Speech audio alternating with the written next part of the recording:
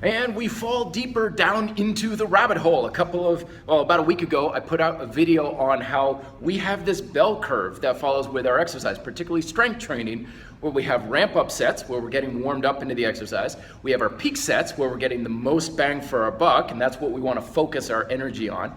And then we have decline sets, and that's when basically stress is building up, and we have the diminishing rate of return of each set that we do with our exercise. Now, that was important to know. Then I recognized that bell curve gives validity to both high intensity or short styles of training and high volume styles of training, because basically volume training and short style training is just a different bell curve, and they both can work very well.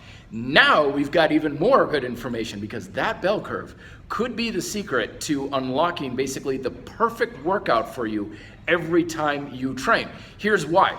We all have our signature bell curve as individuals. My bell curve is different from your bell curve, which means that you have a different number of reps or sets that are perfect for your ramp up. So maybe you're ready to go after 2 warm-up sets, maybe 4, who knows? Peak sets could be different for you too. You could optimize with 2 peak sets, 3 peak sets, maybe 6 or 7, be a volume trainer. And your decline could be more gradual or could be sharp, and you could change how you finish your sets off of that. So you and I both have different bell curves. And it's very important, if you want to get the most out of your workouts, to train according to your bell curve, not what I think is best. So if I say things like do 2 sets, do 5 sets, do 3 sets, I'm guessing at your bell curve. But by recognizing your signature bell curve, you can dial things in that are going to work best for you. But it's more than just individual preferences. We not only have signature bell curves from one person to the next, you have different bell curves potentially from one workout to the next. So let's say you do pull-ups twice a week, right? Your first pull-up workout, let's say Monday, could have a bit of a different bell curve than your second one, where you have maybe a quicker ramp up. You can spend more time at a peak set. You get 3 peak sets, let's say, and then you have your decline. However, later in the week, you're a little tired, you're not quite 100%. So you have a longer ramp up. It takes you 3 or 4 ramp up periods to get going, and you only get 2 peak sets. So it's different from one workout to the next due to various factors.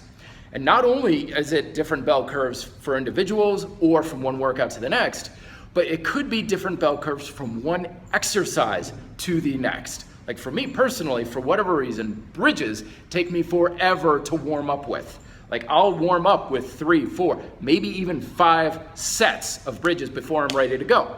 Now, if I had followed a program that said, well, do 3 sets, by the time I did 3 sets, I'm still warming up. I'm still ramping up on my bridges.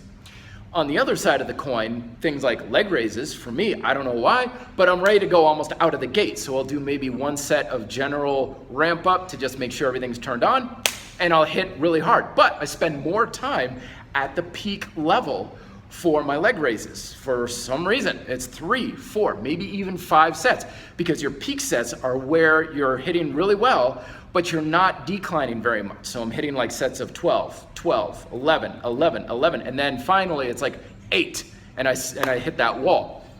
So recognizing you may have a different bell curve from everybody else, a different bell curve from one workout to the next, and a different bell curve for each exercise, paying attention to how you feel on those ramp up sets when you're feeling better and feeling stronger, being able to hit your peak sets. So you just keep going as well as you can until you start to decline. Once you start to decline reps or your technique starts falling apart and you're really getting tired, then you start thinking, all right, time to start wrapping this thing up.